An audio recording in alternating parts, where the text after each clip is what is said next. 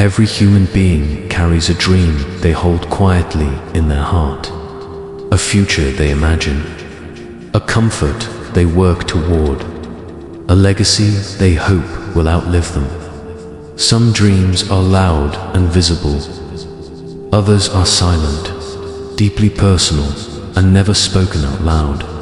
And sometimes, the greatest sacrifice is not giving up something sinful, but giving up something halal that the heart loves dearly.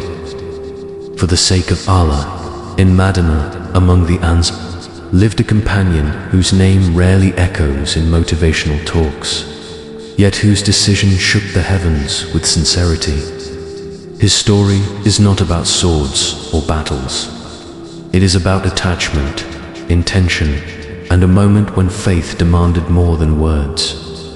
His name was Abu Talha, before Islam transformed his heart completely. Abu Talha was known as a respected man of Medina.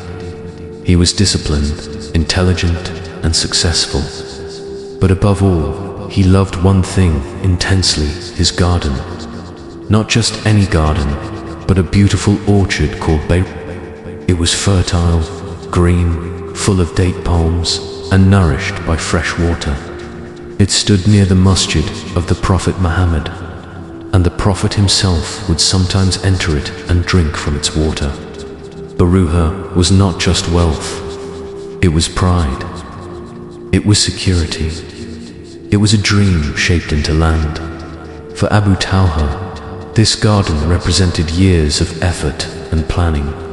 In a society where land meant survival, honor, and stability for one's family, Baruha was everything. It was the place he imagined passing down to his children, the proof that his labor had meaning, the symbol of success in this world. Then one day, an ayah of the Quran was revealed, an ayah that did not command directly, but challenged the heart quietly and deeply. Allah says in Surah Al-Imran, "You will never attain righteousness until you spend from that which you love, and whatever you spend indeed, Allah is knowing of it." 3-92. These words did not mention Abu Talha by name. They did not demand a specific sacrifice, but they pierced straight through the heart of a believer who was listening sincerely, because real faith does not wait to be called out. It responds when truth appears. Abu Talha heard this ayah, and something shifted inside him. He understood immediately that Allah was not asking for leftovers, not excess, not what he could part with easily. Allah was asking for what the heart clung to. The Quran had drawn a clear line. Righteousness is not reached by giving what costs nothing. It is reached by letting go of what feels impossible. Abu Talha did not debate. He did not delay. He did not wait for reassurance. He walked straight to the Prophet Muhammad with a heart heavy and clear at the same time. And he said words that history preserved quietly but powerfully. He said that Beirut, his most beloved property, was now given in charity. For the sake of Allah, this narration is authentically reported in Sahih Bukhari. Imagine the internal moment before those words left his mouth. The memories tied to that land, the plans for his children, the sense of security it gave him. And yet, something mattered more: the promise of Allah. The Prophet Muhammad responded with words that revealed the weight of this sacrifice. He said that it was a profitable trade. Then he advised Abu Talha to distribute it among his relatives, ensuring that the charity strengthened family bonds as well. Abu Talha obeyed immediately. The garden was gone. The dream of worldly legacy was released. And in its place came something far greater: divine acceptance. Psychologically, this moment is profound. Humans attach identity to possessions. We define ourselves by what we build and protect. Letting go of something deeply loved creates a sense of vulnerability, even loss. But Islam reframes this entirely. What is given for Allah is never truly lost.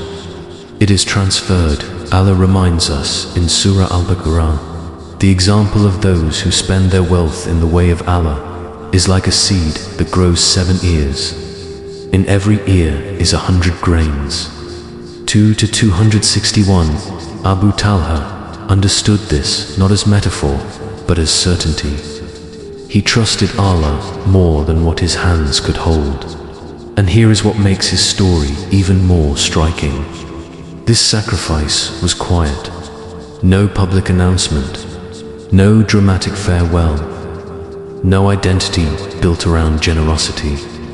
It was an internal victory, not a public one. Many companions sacrificed visibly on the battlefield. Abu Talha sacrificed privately in his heart. Allah says in Surah Al-Hadid, "Who is it that will loan Allah a goodly loan so he may multiply it for him many times over?" 57 to 11. Abu Talha answered that question with action in our time. Dreams often revolve around careers, savings, homes, recognition, and stability. None of these are haram. But the test comes when Allah asks whether these dreams are tools or idols. Whether they serve faith or replace it. The story of Abu Talha teaches us that sincerity is proven when sacrifice hurts. But obedience still wins. The Prophet Muhammad also taught a principle that echoes through this story. He said, "The world is sweet and green, and Allah will make you successors in it to see how you act." Sahih Muslim, the test is not ownership, it is attachment. Abu Talha did not stop working. He did not abandon responsibility. He simply removed the garden from the throne of his heart. Allah became first again, and Allah never leaves such sacrifice. With another truth the Quran teaches us is that what we hold tightly can weigh us down. Allah says in Surah At-Tawbah, "Say, if your fathers, your sons, your brothers, your spouses, your relatives, wealth you have acquired, commerce you fear may decline, and dwellings you love are more beloved to you than Allah and His Messenger and striving in His cause, then wait until Allah brings His command." 924. This ayah is not meant to frighten, but to realign. Abu Talha realigned immediately. His dream did not disappear. It transformed. From land to reward, from inheritance to Sadaqah Jarit, from worldly security to eternal security. And that is the silent beauty of his story. Not every sacrifice will be seen. Not every act of faith will be applauded. Some of the greatest moments in a believer's life happen in silence, when only Allah knows what was given up. If today you are holding on to something tightly, a plan, a comfort, a dream, and you feel that Allah is asking you to trust Him more deeply, remember Abu Talha. Remember that righteousness begins where attachment ends. The Prophet Muhammad said, "Richness is not having many possessions, but richness is contentment of the soul." Sahih Bukhari. Sahih Muslim. Abu Talha was rich long before he gave his garden away, and his richness only increased after. One day, every believer will stand before Allah and see the true value of what they let go of.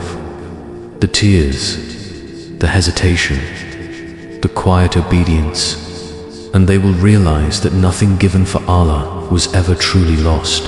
Until then, the story of Abu Talha remains a reminder that sometimes the greatest dream is the one you surrender, not the one you achieve.